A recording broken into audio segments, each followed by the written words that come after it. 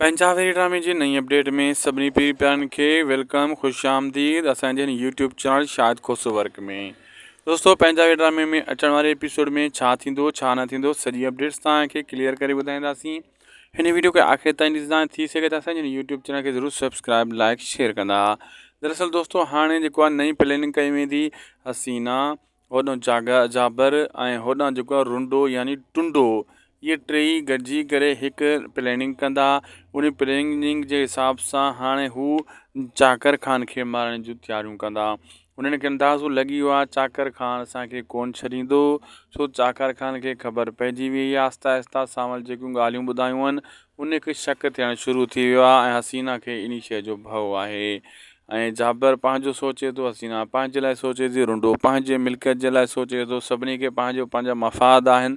इहा लालच बुरी बला हूंदी आहे, इहा लालच हिननि खे मराईंदी ऐं जेको हाणे हीउ क़दम खणंदा इन क़दम में ई फासी वेंदा।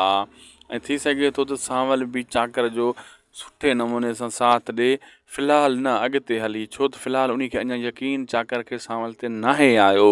जॾहिं पुख़्तो यकीन अची वेंदो पोइ सांवल इन जो साथ भरपूर ॾींदो।